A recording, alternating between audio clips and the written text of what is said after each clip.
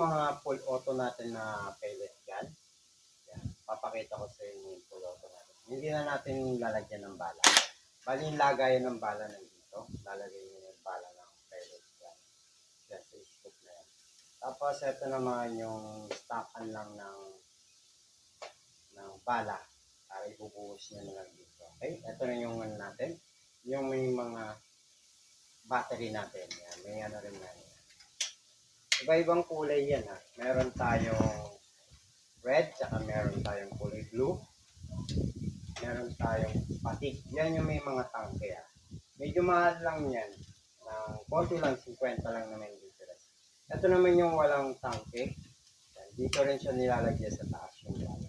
Okay? Ito. Patik. Yan. Mura yan. Red.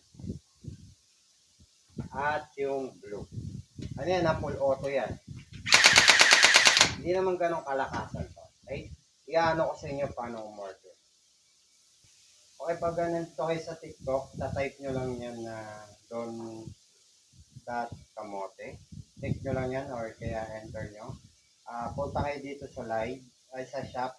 Basta lalabas yung ano natin, yung mga shop natin. Ano ba?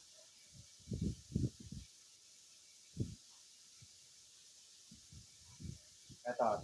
Basta yung may T. Ito. Yan. Gusto lang yan. Kaya pupunta na kayo sa Don Kamote. Dito yung yellow basket natin. Marami tayong mga BB dyan na.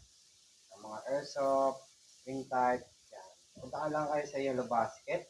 Hanapin nyo lang itong ano natin, yung boat natin na design auto. Battery operated. Click nyo lang yan. Yan. Add to cart kayo. Yan. Ito yung mga ano natin ha, yung mga walang tangke.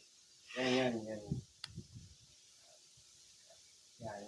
Patig, blue, yan. Ito naman yung may tangke natin. Ito, yung may tangke natin kanina. Yan, sa baba. Yan lang kayo order ng ating mga items sa TikTok.